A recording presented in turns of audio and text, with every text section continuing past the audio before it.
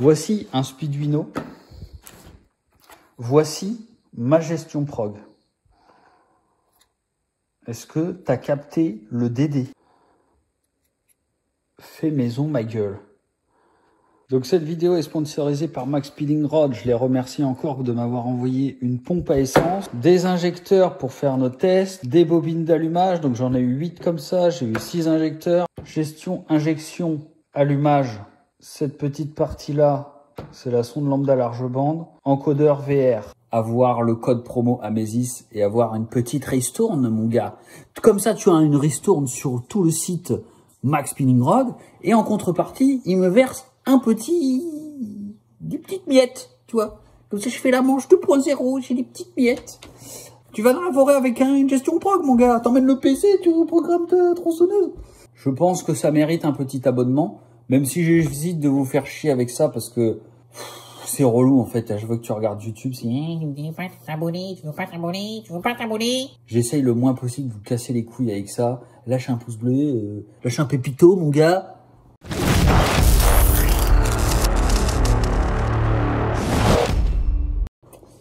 Salut la France!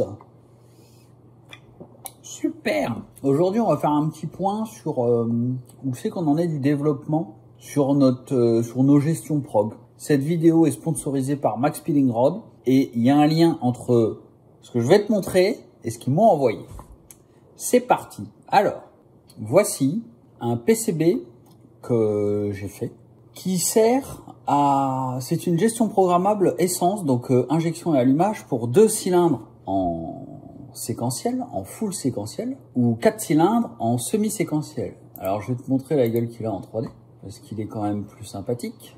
Alors voici la bête, donc là c'est quand il y a tous les composants. Alors attends, je vais t'enlever les composants, je vais te montrer que la plaque. Donc ça c'est la petite plaque. Donc là-dessus après tu souldes les composants, donc c'est des composants de type CMS, des composants de surface. Et derrière, c'est les options. Donc déjà, je t'explique vaguement. Donc, il y a tout un tas de composants, t'as pas vraiment besoin de savoir à quoi ça sert, mais en gros, les pins de sortie, c'est injecteur. Donc, ignition 1, 2, c'est l'allumage pour 1 et 2 cylindres. Après, tu as l'injection, donc c'est injecteur 1 et 2.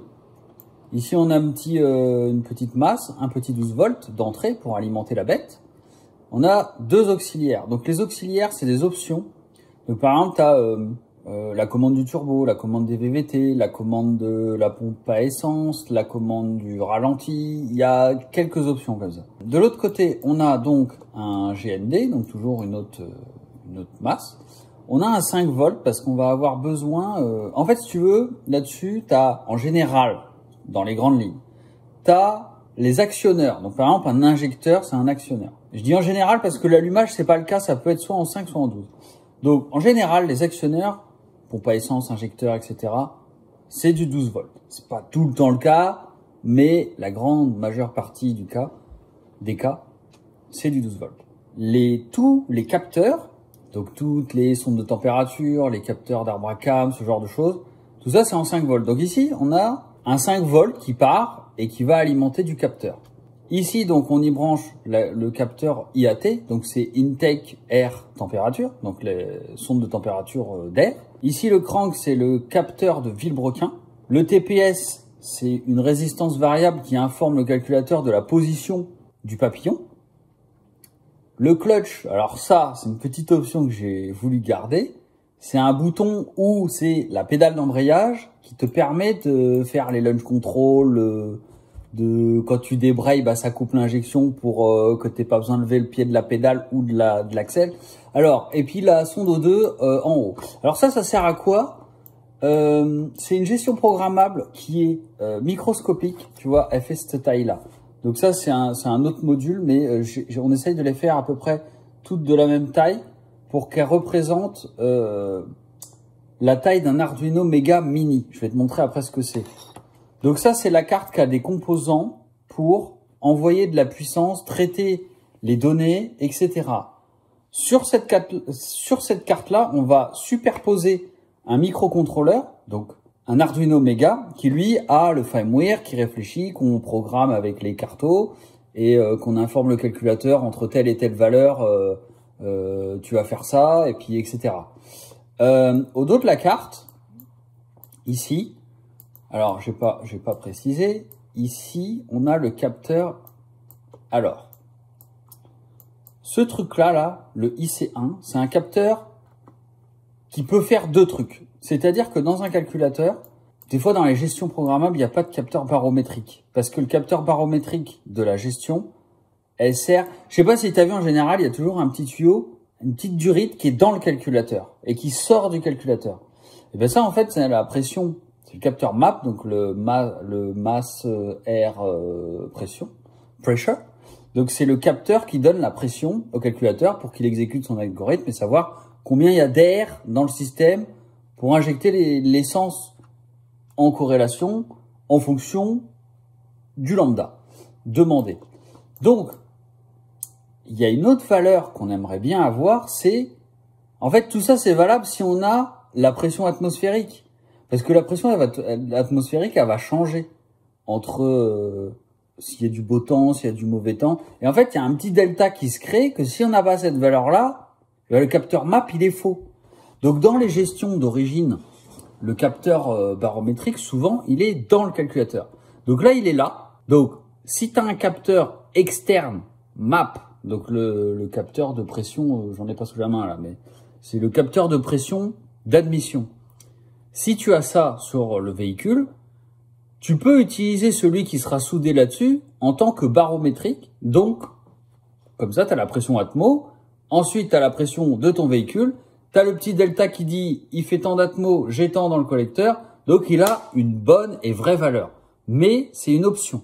Tu peux l'utiliser que en capteur MAP et non pas en baro. Donc, c'est pour ça que ici, on va souder le capteur barométrique. Et donc, à ce petit capteur, tu auras une petite durite qui va sortir et qui va alimenter, qui va aller vers le collecteur d'admission. Et si tu as un capteur externe, eh ben, tu viens brancher ton capteur. Alors, le capteur externe, en général, il a deux trucs. Il a une sonde de température d'air et une sonde de pression d'air. Ce qui fait qu'en fait, avec les deux, déjà, il a encore plus de données. Donc, c'est ça qui peut faire aussi la température d'air qui rentre dans le moteur. Donc, normalement, tu as 4 fils dessus. En général, hein, ils ne sont pas tous comme ça. Des fois, il y en a qui a que le capteur MAP dessus, il n'y a pas la température d'air. Donc, s'il y a 4 fils, tu as un plus, un moins. Après, tu as un signal pour l'air et un signal pour le MAP. Donc, le signal pour le MAP, tu le soudes ici. Ça, c'est une petite platine de soudure où tu poses le fil, tu viens souder le fil dessus. Et pareil ici pour le température de liquide de refroidissement. Parce que de l'autre côté, on avait un pin ici pour la sonde de température d'air. Et ici, on va avoir un pin pour la sonde de température d'eau, de liquide de refroidissement. Et donc ici, on a... donc ça, c'est des jumpers, c'est des options. Donc en fait, j'ai voulu rationaliser la place au maximum. Et le truc, il est tout petit. Donc ici, en fait, c'est soit tu as une sonde lambda à l'ancienne qui pue la merde, mais bon, tu as quand même un semblant de valeur parce que tu es un rat et donc tu n'as pas acheté le module sonde lambda large bande et donc tu veux utiliser ça comme ça. Donc tu vas souder le 1 avec le 2 et donc tu vas être sur une sonde lambda de 0 à 1 volt qui marche pas très bien mais donne un ordre d'idée. Si tu as le module sonde lambda large bande qui te délivre bien une vraie valeur avec un vrai lambda de 0 à 5 volts, tu fais une soudure entre 2 et 3. Donc du coup, le calculateur, suivant comment tu as chanté, il va savoir que la borne O2 ici, elle va être en fonction de ta config. Donc, après on a quoi? Alors, le pull-up. Ça, c'est un capteur. Je ferai un live où vraiment on pourra un peu échanger et où je vais expliquer vraiment tout le hardware électronique de ce truc. C'est-à-dire qu'on va rentrer dans les détails de l'électronique. Ce sera plus du tout de la mécanique, là. Et en fait, tu vas voir que bon, ça va en saouler plus d'un, mais c'est ultra intéressant de comprendre de pourquoi il y a tel et tel composant, pourquoi c'est fait comme ça. qu'est-ce qui se passe vraiment dans un calculateur. Des fois, tu te dis, ouais, c'est costaud. Des fois, tu te dis, je sais pas, par exemple, le Speeduino, il a une sale répute. Il a une répute parce que tout le monde dit c'est pas puissant. C'est pas puissant, c'est pas puissant. Non, en fait, c'est pas ça qui est, c'est pas que c'est pas puissant. C'est que un Arduino, c'est limité. Mais le Speeduino, ce qui compte, c'est le firmware, c'est le logiciel qu'il y a dedans. Et le logiciel, il est tellement intelligent que non seulement des mecs comme moi qui cherchent un peu, on peut faire nos modifs sans que ce soit compliqué. Et d'un autre point de vue, il est portable. Ça veut dire que tu peux le mettre sur un autre truc. Ça veut dire que tu peux avoir d'autres microcontrôleurs bien plus puissants que des Arduino qui montent dessus sans qu'il y ait rien à faire. Et là, mon gars, t'as une patate de malade. Donc, je continue. C'était la petite parenthèse qui dit que le Speeduino, c'est de la merde, mais c'est pas de la merde. Parce que le firmware, il évolue. Et il est tout le temps à jour et gratuit. Donc, et nous, on compte bien y mettre le papillon motorisé. Donc, je continue. Ici, donc quand on a, je sais pas, vous avez dû entendre souvent les pertes de synchro à la con qu'il y a partout, sur tous les calculateurs programmables. Justement, quand on entend Speeduino, perte de synchro, tu sais, ça va ensemble. Bon, et ben ça, c'est un... Quand tu as des pertes de synchro, par exemple, tu vas chanter ce jumper-là. Et en fait, le fait de chanter ce jumper-là, bon, en électronique, on appelle ça un pull-up ou un pull-down. Ça veut dire que au lieu d'avoir une patte en l'air qui attend un signal et qui fait rien en attendant, si tu veux, la patte d'état, elle est ni sur 0 ni sur 1. Le fait de mettre un pull-up, ça le met directement au plus. Et si tu mets un pull-down, ça le met directement au moins. Ça veut dire que d'origine, quand il se passe rien, elle est soit 1, soit 0. Elle est pas en l'air, tu vois. Donc, des fois, tu peux avoir le cas de figure où ça marche comme ça. Ou, suivant les capteurs, t'en as pas besoin.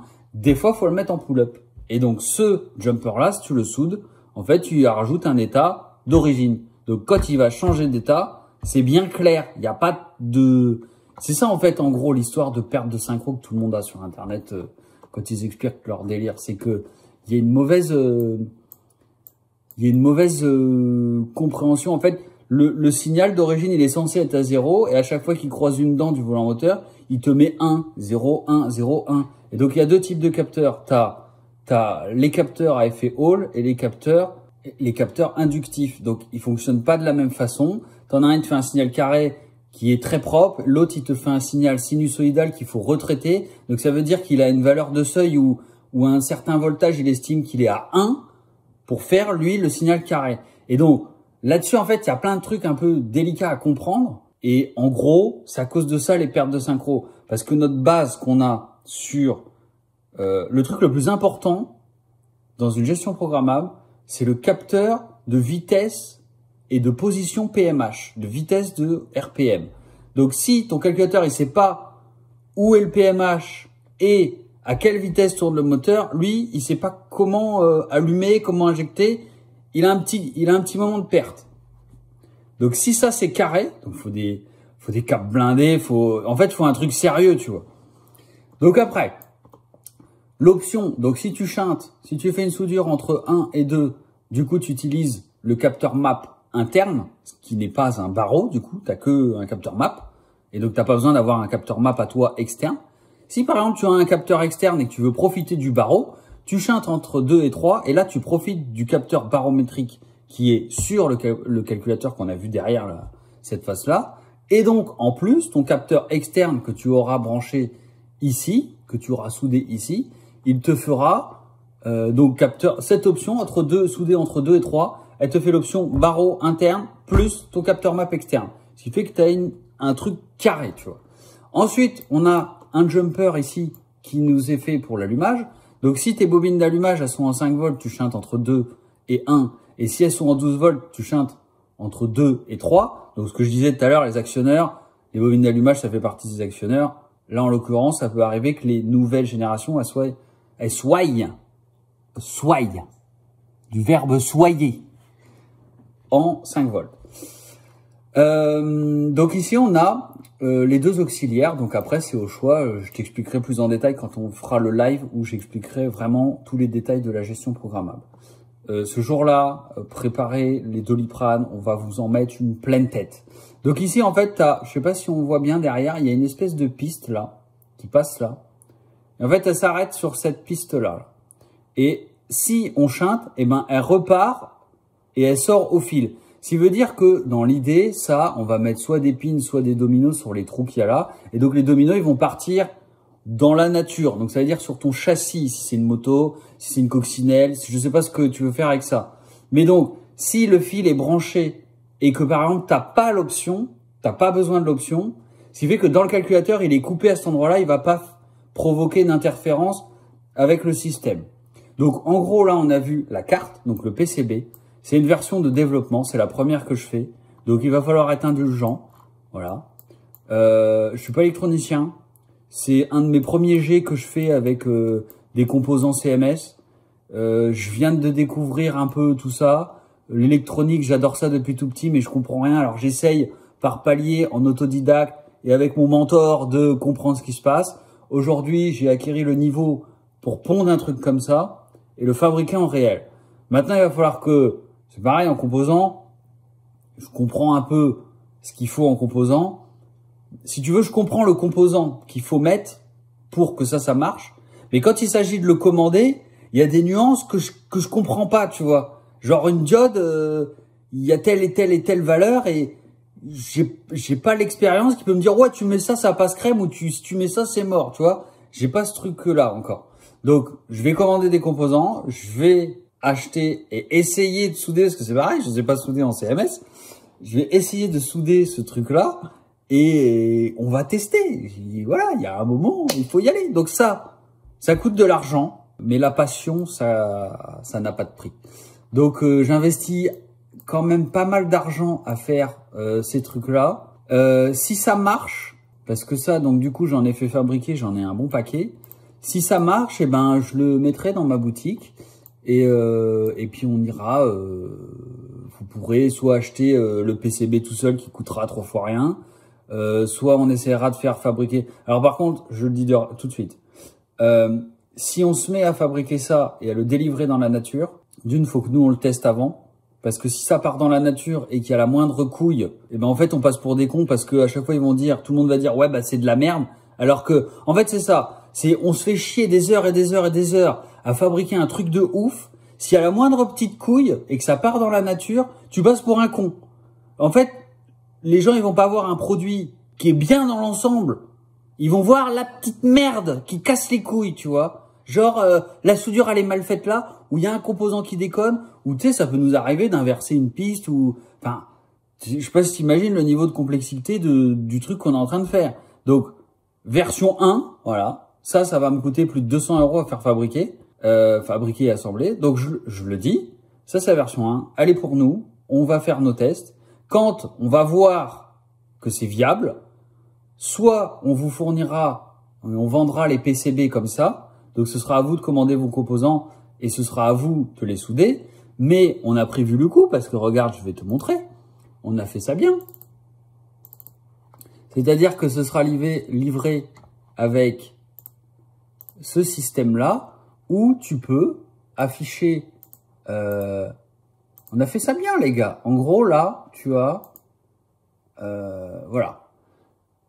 Tu as la carte en recto verso et à chaque fois que tu cliques sur un composant, eh ben, il te le donne dans la liste. Donc là, tu as la liste avec les références de tous les composants, de leur position. Et donc, bah, toi, tu peux prendre ça, ça, ça ou ça. Tu sais ce que c'est comme composant. Tu vas savoir où le souder. Et en gros, le mec qui s'y connaît pas en électronique, mais qui sait commander des pièces et qui sait souder, bah, en fait, il achète le PCB. Il se commande ses composants, il se démerde. Il se les soude. Il utilisera ça qu'on mettra en ligne. Donc ici, on a bien référencé. C'est la version 1.1, donc c'est ma version de développement. Et donc tu vois que, bon ben voilà, quand tu fais tes soudures, tu prends chaque composant et tu vas dire ah mais c'est quoi ça? Et quand tu cliques dessus, ça te met le nombre où il est, son truc, sa référence, son équivalent. C'est le feu mec, on a bien travaillé.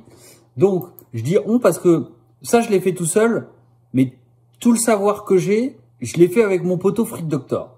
Donc ça certes, je l'ai fait tout seul. Mais je discute avec lui, donc c'est pour ça que quand je dis on, je l'inclus dans le système parce que on bosse ensemble.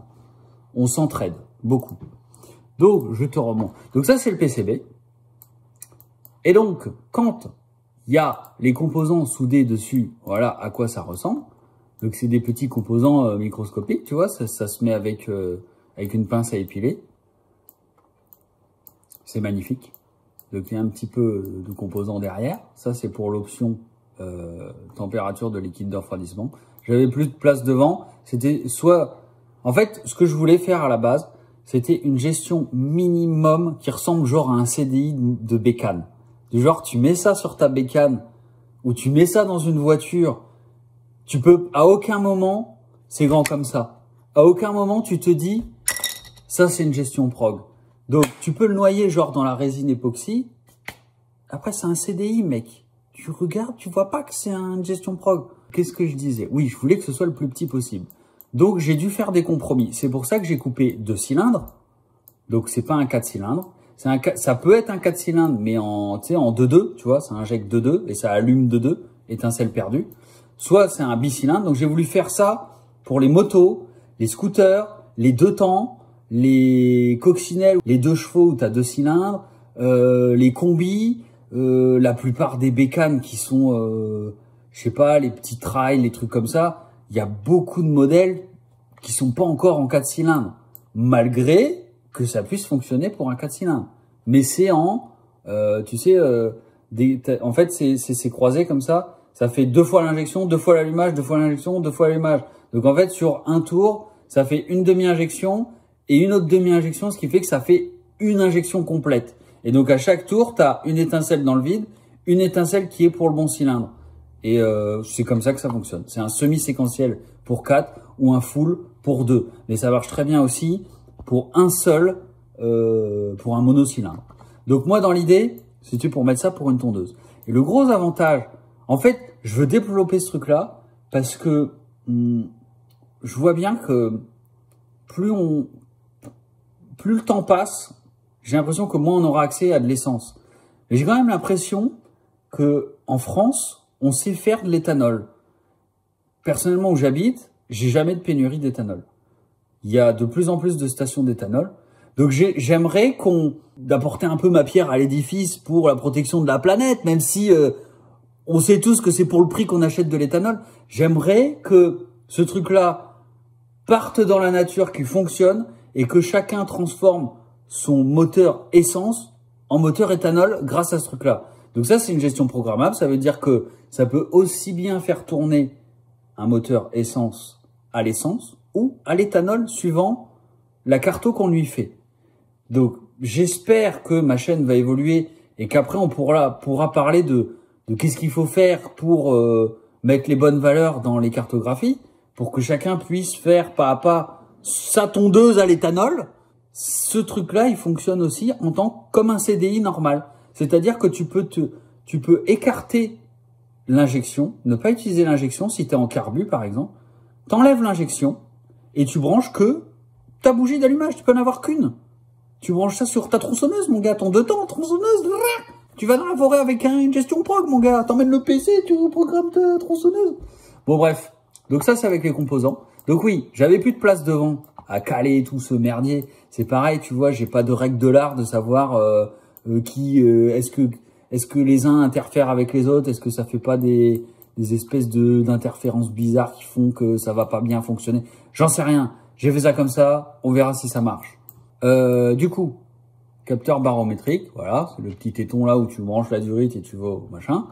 Donc ça, c'est les composants de surface. Maintenant, les gros composants, ça va être une plaquette Bluetooth que tu peux acheter, ça doit coûter 3 balles. Donc celle-là, là, le gros truc bleu. Donc tu branches ça et en gros, tu as le Bluetooth parce qu'une fois que tu auras moulé ça dans la résine pour que ce soit étanche et costaud, ou que tu auras mis ça dans un boîtier, c'est peut-être pas pratique de brancher tout en USB, etc. Donc on a les dominos. Donc moi dans l'idée j'ai mis des dominos mais c'était pour le fun. Je pense que le mieux serait de souder des vrais fils sur le truc. Les fils ils partent et au moins c'est carré, tu vois. Donc au pire il y a les dominos pour les tests. Et en au-dessus on a l'Arduino Mega. Donc attends bouge pas, je vais aller te chercher le vrai. Voilà donc le Arduino. Donc ça, c'est là-dedans qu'on met le programme, le firmware, avec le port USB. Et ça, c'est la plaquette, en fait. Ce que tu vois à l'écran, c'est qu'en fait, ça coûte cher de faire fabriquer des PCB. Donc quand j'en fais, Je les mets plusieurs sur la même plaque. Donc en fait, celui que je viens de te présenter, il est que là. Tu vois? Faut pas prendre en compte ça. Après, il y a une ligne ici, on coupe là et là. Et c'est ce truc-là. Est-ce que tu as vu la taille du truc? Donc imagine, il n'y a plus ça. Et ça, c'est la gestion prog. Ça vient, claque par-dessus. Ici, on a les dominos. Et on soude nos fils.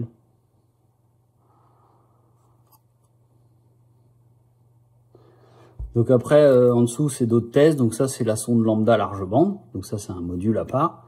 Et ça, c'est pour les capteurs. Ça et ça, c'est la même chose.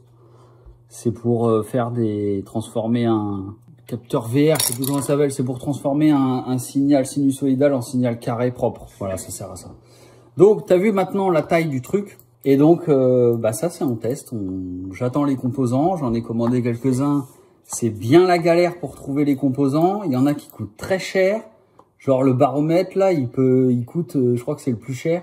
Il coûte à lui tout seul 30 ou 40 balles, tu vois. Donc, il y a un moment, faut que j'essaye. Donc, je vais être obligé de l'acheter. Donc ça, c'est ce projet-là. Je l'ai appelé je l'ai appelé le Megaspeedo Mini. Et ça, c'est la version 0.1.1. Donc ça, c'est fait. Tu peux aller sur mon site internet. Tu vas ici, dans Wiki de nos réalisations. Donc mon site internet, il est en description. Il est sur ma page YouTube. Tu peux le trouver facile. Tu vas dans Wiki de nos réalisations. Et là, tu vas tomber sur un autre site que j'ai fait, où j'ai essayé de répertorier tout ce qu'on était en train de faire. Donc si tu veux savoir où ça en est, ça je le mets à jour dès qu'il y a une modif qui est faite. Donc par exemple là, tout n'est pas rempli, tout n'est pas fini, c'est en cours. Donc il y a tous les trucs qu'on est en train de faire. Et donc le Megaspeedo, il est où? Donc tu vois ça par exemple, c'était la première cage, j'en avais parlé dans d'autres vidéos. Donc ça, quand on le mettra en ligne, il y aura un lien qui bascule là-dessus. Il y aura un lien qui bascule sur la IBOM. Donc la IBOM, c'est ça.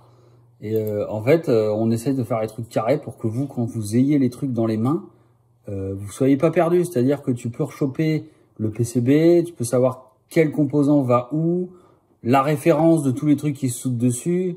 Ça veut dire qu'il y a un moment après, on te le fait nous, quoi. Donc ça, c'était pour ça. On aimerait bien faire un PNP par moteur Volkswagen, mais bon, ça va être long. Donc voilà, le Megaspeedo Mini, là, ça a un peu évolué depuis que j'ai fait le site. Donc, j'avais mis ça en ligne où, en gros, il y a tous les composants qu'on va utiliser dessus. Donc, celui-ci, c'est une version que j'offre où c'est moi qui ai référent. En fait, je vous ai mis tous les composants. Et vous pouvez vous faire vous-même votre propre PCB. C'est-à-dire que tu peux écarter tel et tel composant et le faire pour toi. Donc, tu télécharges ici, ça c'est le fichier. Et donc, tu mets les composants, tu vas lier les données avec les fils là où tu veux. Et suite à ça, donc en fait, tu auras le schéma technique, on peut dire, des composants, de ce qu'ils font. Et il y a après le schéma où il faut router les pistes pour fabriquer le PCB. Donc ici, j'ai mis tout le hardware, donc le matériel qui est nécessaire à faire fonctionner cette gestion programmable. Tu télécharges le fichier, tu as tout ça comme ça, tu peux te faire toi-même ton PCB. Après, ça marche pas, c'est plus mon problème. Moi, je t'ai avancé le travail. Du coup, je voulais faire une parenthèse pour ça. Qu'est-ce qu'on a d'autre en cours? On a ça, donc c'est un ME7. On le reconnaît bien, le ME7. Peu importe. Donc on va essayer de faire un ME7.1.1 pour les VR6, un ME7.1 pour les VR5, un ME7.5 pour les 1,8T. Donc ça, c'est notre première priorité. Et Freak Doctor, il a bossé sur le ME5 du 1,8T, mais d'avant, celui qui est en papillon à câble. Et il y a moyen qu'il marche peut-être pour le VR5 150, qui est lui aussi à papillon à câble. Donc lui, il est presque fini avec la forme du bon calculateur pour rentrer dans la boîte. Donc tu vois que là, bah faut que, genre, bah si j'ai pas fini de travailler. Donc par exemple là, tu vas placer le composant, admettons, sur la piste ici. Après, tu prends un outil qui lui dit, eh ben lui, tu vas de là à là. Voilà. Une fois que ça c'est fait, bah tu peux voir ce que ça donne en 3D. Est-ce que je peux te le montrer en 3D? Tu vas fonctionner, toi. Voilà. Donc ici, on a bien la prise du calculateur. On voit bien l'Arduino qui va être plugué dessus ou soudé ou voir qu'on le fasse nous-mêmes dessus. Donc de ce fait, tu as le port USB qui part pour aller à l'ordi. Et donc là, il y a tous les composants qui sont en attente. En fait, il faut les placer à des endroits stratégiques pour pas que les pistes se croisent.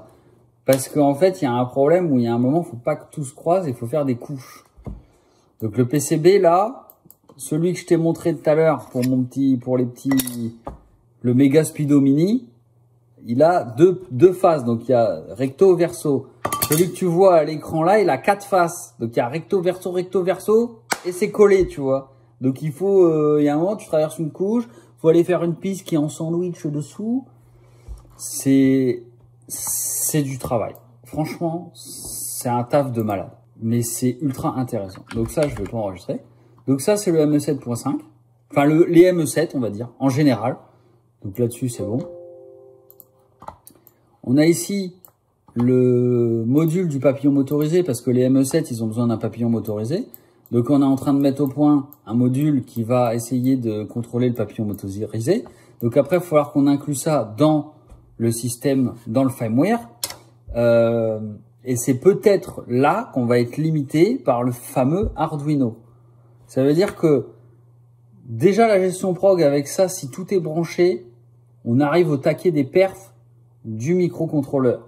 Mais ça, c'est vraiment pas puissant parce que ça coûte vraiment pas cher. On a deux autres solutions qui coûtent un peu plus cher, mais là où on n'a plus de limite en fait. Ça veut dire que on se pose plus de la question de la puissance du processeur. C'est open bar. C'est tellement puissant qu'on fait ce qu'on veut. Par contre, ça qui coûte moins de 15 €, je crois que sur Ali, tu le trouves à 11 balles si t'es patient, parce qu'il va mettre 15 ans à venir. Le nouveau, il coûte, le moins cher que j'ai vu, c'est 45 balles. Et vu que là, il y a pénurie des composants, bah, le truc, il vaut 120 €. Juste le microcontrôleur. Ça veut dire que derrière, il faut quand même tout le hardware qu'on a vu. Donc, bah, ça, voilà, c'est à tester aussi. Donc, bah, si tu veux, on a quand même bien bossé. Et tout ça, c'est en cours. Et dès que je peux, on fait des tests où je vous raconterai. J'ai vraiment envie de faire un live où je vais vous présenter les composants. En fait, je vais démarrer le live où on va expliquer Speeduino, ce que c'est, l'esprit. On va expliquer quel composant sert à quoi. On va expliquer ce que ça fait, les limites, ce que on pourrait en faire si on travaille et les limites dans le futur. On va voir les avantages, les inconvénients. Donc, je vais passer rapidement sur ce que c'est, à quoi ça sert. Et après, je vais rentrer dans le détail des composants électroniques où vraiment on va aller on va être très pointilleux sur des trucs. Et justement, c'est là que ça va être intéressant parce que il y a peut-être des électroniciens parmi vous qui me contacteront et qui pourront peut-être m'orienter sur des choses que je sais pas et pourquoi pas nous aider, ou des codeurs parce qu'il y a un moment, faut qu'on code les choses. Donc moi, je suis ni électronicien ni codeur. Par contre, je suis énervé. Donc ce truc-là, il me passionne et je travaille dessus. Tu vois, j'ai appris le logiciel pour faire les PCB. J'ai appris comment les faire fabriquer et que ce soit livré et que ça ait l'air de... Enfin, je sais pas, ça fait pro, tu vois. Tu vois le truc, il est carré, quoi. J'ai acheté une station de soudure à air chaud pour souder les composants CMS. J'ai appris le langage C pour un peu coder, mais j'ai pas un niveau de ouf en tout. Donc, profitez en description du lien pour avoir le code promo Amesis et avoir une petite ristourne, mon gars. Comme ça, tu as une ristourne sur tout le site Max Spinning Rod, et en contrepartie, il me verse des petites miettes, tu vois. Comme ça, je fais la manche 2.0, j'ai des petites miettes. Et donc, si vous voulez aider le projet, les dons sont bienvenus. On essaye au maximum. En fait, on va rester sur cette ligne-là où on a des trucs en développement, c'est long, c'est chiant, je sais, tout le monde... j'ai vu plein de mecs qui m'ont dit « Ouais, c'est quand que tu sors ton truc, c'est quand que tu sors ton truc. » Mon truc, je le sortirai pas si c'est pas au point, parce que s'il sort et qu'il y a le moindre problème, la moindre petite couille, on passe pour des cons sur la totalité du truc, alors qu'on bosse comme des malades.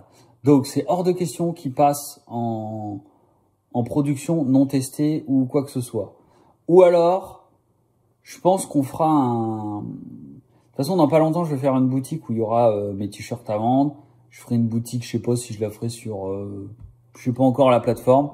Mais par l'intermédiaire de mon site et du wiki que je viens de vous montrer, que je mettrai en description, si tu veux, quand je fais fabriquer ça, que je fasse faire 5 ou 10 plaquettes, ça coûte peut-être 4 € de plus. Donc en fait, je les fais, les 10 plaquettes.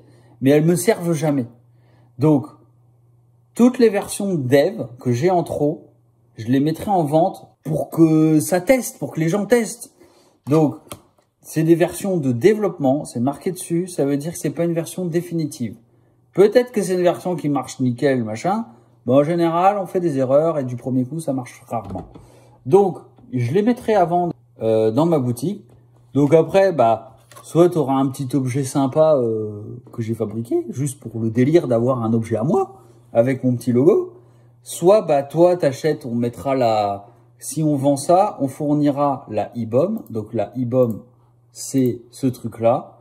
Ou, si tu veux essayer de le faire, tu pourras juste en regardant la référence des composants. Comme ça, tu as l'emplacement et tu sais où souder le délire. À chaque fois qu'on fait un PCB dans notre logiciel, on sort ce truc-là dès qu'on fait fabriquer ça.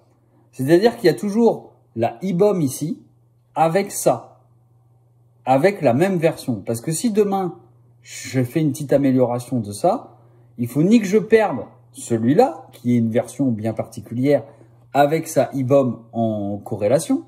Et donc, la version 2, par exemple, elle pourrait avoir peut-être des améliorations sur des trucs et des défauts sur d'autres trucs qu'il n'y avait pas avant. Donc, en fait, il faut qu'on garde nos versions précédentes pour dire, est-ce qu'on reviendrait pas en arrière? Comme ça, on garde tout. Donc, moi, je fais des dossiers où je mets ça dans un coin pour chaque version. Donc, chaque version, maintenant, je le fais carré. Il y a une IBOM avec le PCB. Ici, alors tout ça, c'est des tests. Donc, celle-là, c'est celle-là. Donc, il m'en reste quelques-unes en développement. Donc, comme je te dis, je mettrai ça dans la boutique. Actuellement, on arrive au mois de septembre. La boutique n'est pas encore ouverte.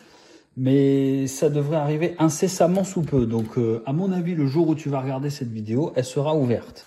Ça se branche sur un Arduino Mega. Tu branches ça et tu as des vrais dominos qui sortent. Ça, donc, c'est notre gestion papillon motorisé.